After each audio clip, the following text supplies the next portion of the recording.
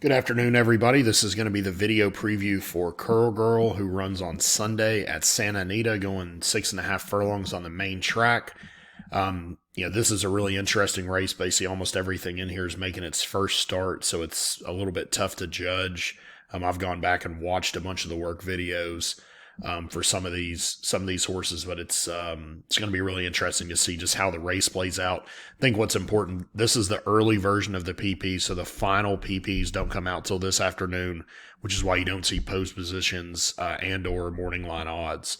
One thing that you can always use when you look at races like this from a gambling perspective is anytime something makes a dramatic change positively or negatively from the morning line, it could be a sign of intent. So let's say the horse on the outside, number 6, is a Baffert horse.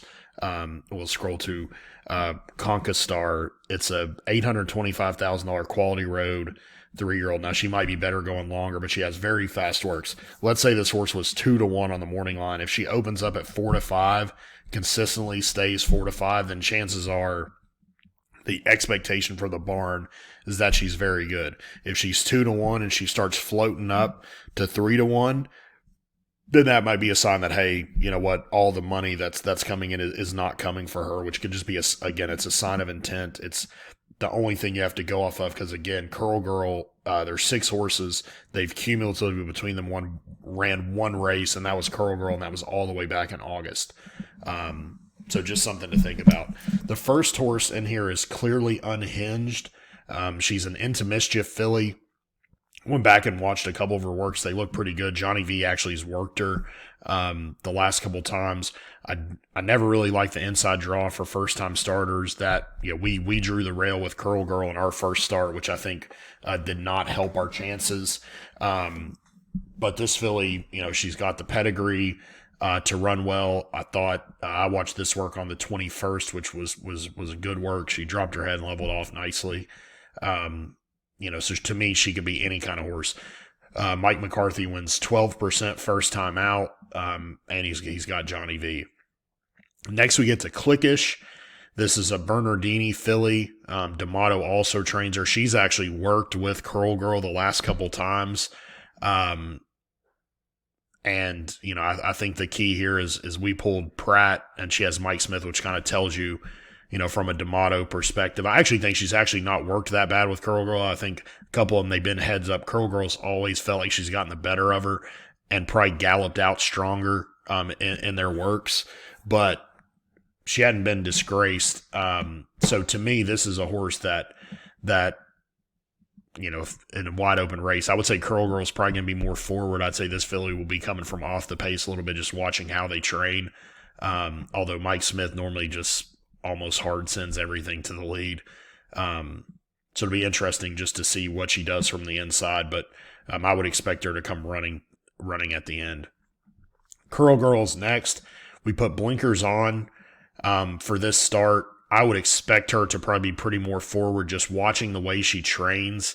Maybe the Baffert thing flies from the outside or one of these other things is just absolutely content on going to the front. But I would expect that we're going to be pretty forward.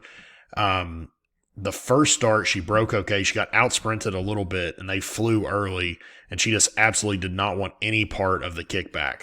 Again, that's just the negative. When you draw the rail, everything comes over. You take all this dirt. She just completely backed herself out. As soon as she got out of the dirt hitting her in the face, she ran really well. The winner of that race, Home Cooking, came back to just get beat in a grade 1. She ran second in a grade 1 in her next start. So the form of that race looked pretty good. Again, we're coming off of a substantial layoff. We haven't run since August. D'Amato wins 25% with similar layoffs. He wins 15% with horses making their first start in blinkers. The one positive is we do have an experience edge over everything else, but it's only one start, and that start was a long time ago. So I think, D'Amato is excited to see her run. He's been consistently high on her. Before she ran the first time, she got a little break. He's been really happy with how she's come back, but I think his feeling is that, hey, whatever she does on Sunday, we're going to expect a fair amount of improvement, with racing. The next horse is Best Year Ever. This is, again, just a first-time starter by hard spun out of a Tisnow mare. I think probably longer might be a little bit better. Does have some decent works. The trainers had one first-time starter, and he won with a horse that paid $18.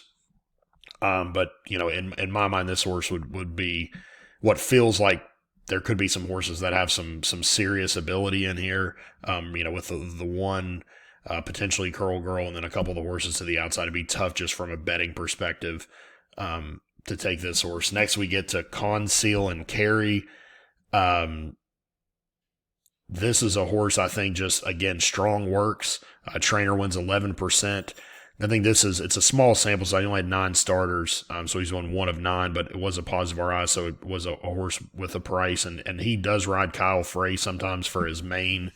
He won a couple races a couple weeks ago with Kyle Frey, so I think another horse, fast works, had a bullet work here, 47 flat, fastest of 31. Gun Runner obviously has absolutely exploded in the past 18 months out of an APND mare, so could be better going longer, but at least has a couple of quick works.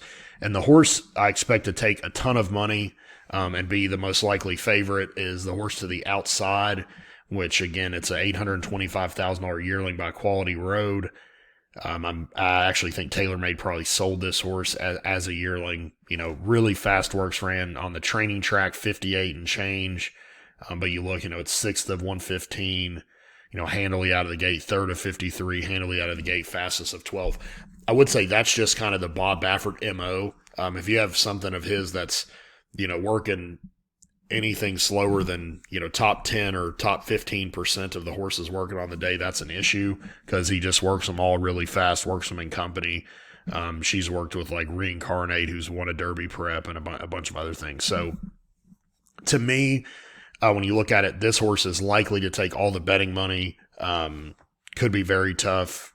Like all Baffert's is probably likely to show speed. And I think that it will be a very interesting tactical race.